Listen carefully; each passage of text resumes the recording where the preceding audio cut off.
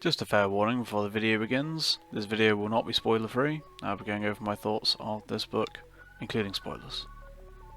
So, I have finished reading Fugitive Telemetry, which is technically the 6th book, chronologically the 5th book in the Murderbot Diaries books. This one is the last novella in the series currently, and it basically is, to put it bluntly, basically just a murder mystery on a preservation station after the events of Exit Strategy. This will probably be the shortest video I've done yet because I really don't have much to say about this book. To get straight to the point, I didn't really think it added anything to the series. I think the mystery in it was very mediocre. I don't think it introduced any interesting characters, and quite frankly, this book in the series I think is totally skippable. I don't think you need to read this. I've started reading Network Effect as of now, and I am quite far into it, about halfway into the book. The book does plenty to kick you off. You don't need to really know what's happened between 4 and 5, that is Exit Strategy and Network Effect in my opinion. So I think I'll just get into the meat and potatoes of what I thought about this book over a couple of separate points. This video, unlike the last one, is going to be quite critical, unfortunately. I didn't really have anything great to say about this book compared to the others, really at all. So let's just get on with it and get it over with. So, the one good thing I want to say about this book is Murderbot's still in it. Murderbot is doing Murderbot things. Murderbot is being snarky, funny, sarcastic, and sympathetic and likable. The whole book. They go through the murder mystery, and they're funny while they do it. They're badass when they get into an action scene, as usual. If you like Murderbot, I suppose this book will be okay to read, but that's kind of the only good thing I have to say about this book. I will say that usually Murderbot comes across as, obviously Murderbot is abrasive and kind of a dick externally, but Murderbot has this core of being sympathetic and worrying about other people, and that comes across in its behaviour as it kind of being a dick, but you don't feel like Murderbot's a dick. In this book, Murderbot sometimes came across as a bit of a dick. That's just kind of how I felt all the time. Murderbot was kind of just being an asshole to people for no reason sometimes. It definitely didn't feel like it was out of worry some of the time. It just felt like it was out of spite. And, you know, Murderbot's still being Murderbot. The things that you like about Murderbot in the previous books are fine. But this will kind of lead on to my next point, which is a negative point about Murderbot. Murderbot doesn't really have any character development in this book. I think Murderbot has changed as a character, but it's simply stated. They don't go through a journey that changes them as a person, really. In this book, they just kind of have changed. And this is one of my things that I didn't like about this book, really, is it just Murderbot's development ground to a halt, and it kind of just, the book took Murderbot on a ride, and Murderbot went around and kicked some ass and talked to some humans and stopped some humans from dying, doing Murderbot's usual thing. But I don't really feel like this book propped Murderbot up as a character. It didn't really change Murderbot's outlook. It didn't change its view at all.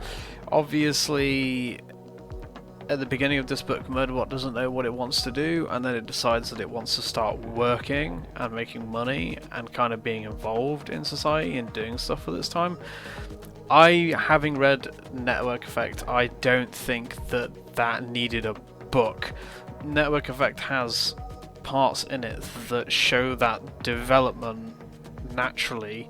I don't think that this novella was necessary for that, and since this came after Network Effect, publication-wise, is basically something you can't even give to this book because it's already happened. It happened in a previous book, technically, even though it happened chronologically after this book. So, yeah, it's a bit of a shame, really, but I understand why, because I guess you can't really have Murderbot develop as a character. It would kind of mess up that character arc a little bit, in context of the book after it, Network Effect. So I kind of see why. And all of this would be fine if it wasn't for my next point, which is really the reason I didn't really enjoy reading this book. I kind of had to force myself to finish it.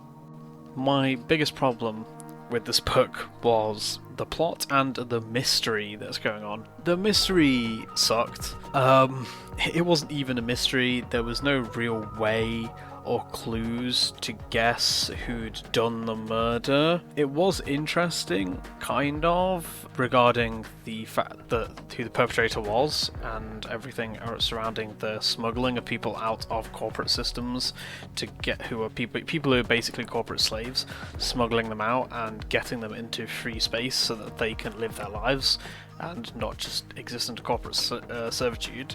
That was interesting a little bit, I suppose. If it wasn't something that had kind of already, the whole corporate servitude world building element had already been covered in one of the previous books, so I kind of don't really get why this is such a big angle in this book. But back to the mystery was just, it was barely a mystery, it was just a bunch of events that happened. There weren't any clues, there wasn't a group of suspects or people who could have done it. You just kind of find out at the end that it was a robot that was there the whole time who was basically hijacked by some old code that was put into it a long time ago. It's not really very interesting. It was just kind of like, oh, okay, this random robot just killed some dudes. The action scene at the end was cool, I guess. I don't really know what to say. I think this is because I read a lot of mystery books, and also one of my favourite series of books is The Dresden Files by Jim Butcher, and I think the mysteries in those books are very good, and they're very good at giving you the pieces you need to work out what could happen before the end. Sometimes you do, sometimes you don't, but all the information's there. I've looked back over this book and I can't find any indications really of who the perpetrator was, what was really going on. There weren't really any clues, it's just kind of given to you as you go. I have nothing good to say about the plot in this book. The plot has always been obviously the weaker element of these books in general, but even compared to the previous books, there was no tension for me, no real mystery, nothing. I just kind of read it and I was just kind of bored. Yeah, I don't think it was very good, unfortunately. I really wanted to enjoy this book, but you know, that's my honest takeaway from this book, is that the mystery sucked. It just felt like they plucked a random character out of thin air and said that it was that character the whole time. Yeah, I guess it's because it's a novella, but I'm reluctant to give that defense for the book, because it's kind of a blanket defense you can use for any bad thing in a novella, that it sucks, any bad part about it, because they just didn't have the page count as well, you know. Anyway, the mystery, I thought it was really bad. Ultimately, this book to me kind of screams filler arc, and like not in a good way.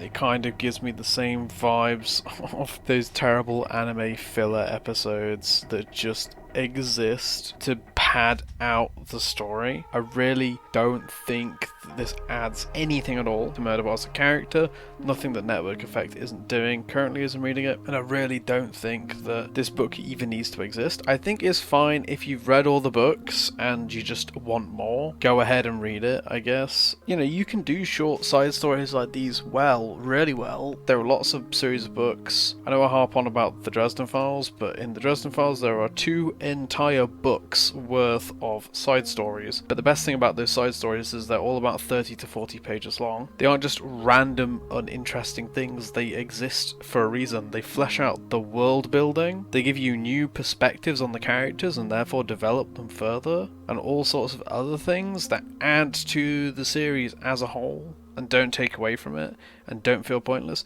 To me, this book felt like it just didn't add anything. I don't know why it exists, other than just to sell more books. I guess if Martha Wells just had the idea in her head and just had to birth it, just get it out, fair enough. I mean, like I said, I don't have a problem with this book. It exists. But if you were to ask me, I would say just skip it. Just go straight onto Network Effect, which is really good so far. This book also costs, in my country at least, £15 £8, and it's just not worth the money. I mean, if you can get this for free somehow, you can get it from your library, if you can go and get it from, I don't know, Audible or something, go ahead. I personally don't like audiobooks, just can't get along with them. I like to read books myself, but if you do like audiobooks, then absolutely grab it, I guess, if you got this free Audible novels available. I really just think your time would be better served just reading the actual novel, which is far better. But for Murderbot superfans and diehard fans, I imagine this book is probably Christmas come early when it came out. You know, I don't really hate the book, I just don't think it has anything to offer. I don't think it's bad, I think it's okay, it's short. You know, if it was a long drawn out 300-page book, it would be bad, but it's just a short novel,